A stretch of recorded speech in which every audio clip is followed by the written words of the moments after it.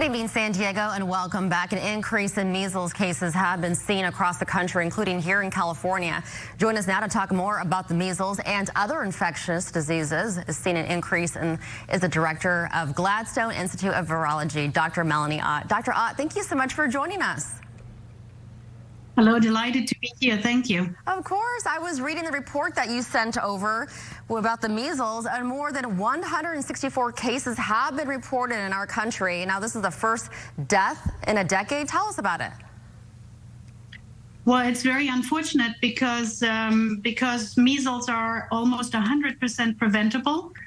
With the vaccine, and now to have a child dying of it is very unfortunate. How severe is it to get the measles? Well, the measles, most of us, we don't know it anymore, because actually in 2000 it was called eliminated in the U.S. Because of the vaccine. It is usually mostly a very sort of fever, sore throat, inflamed eye, and the very characteristic rash type of disease. However, 1 in 5 children need to be hospitalized. 1 in 20 develop pneumonia, and 1 in 1,000 develop a brain infection. So this is a relatively high risk. And the brain infection can really lead to long-term disability, deafness, seizures, and eventually death. Yeah. And one very, very severe thing I would like to mention, it's very, very rare, but the virus can get latent in the brain and can actually cause a disease which is almost 100% fatal years after the first infection. And so it is really not a virus that you want to get. Yeah, it sounds very severe. And adding to what you're saying about the effects, what is immune system amnesia, and how does measles cause it? Yes, that is a very good point that you're making here. The measles vaccine, the measles infection, sorry about this, the measles infection is actually causing an elimination of your immune cells that have memory of your previous infections and vaccinations. And so that means that even after a relatively benign measles infection, you can lose most of your memory of your previous infections. That means you become very vulnerable again for all these infections.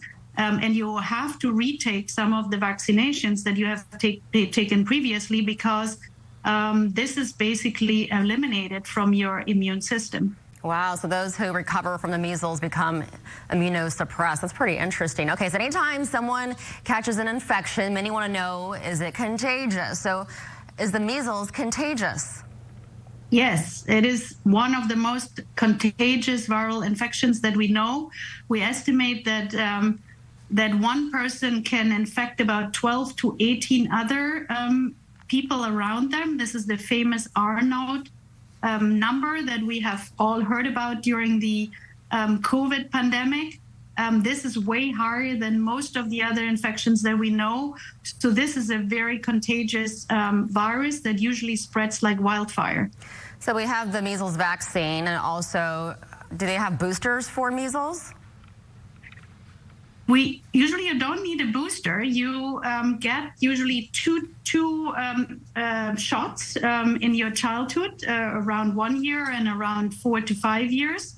And that provides lifelong protection and is effective in 97% of people who get vaccinated. So this is an incredibly high effectiveness for this vaccine.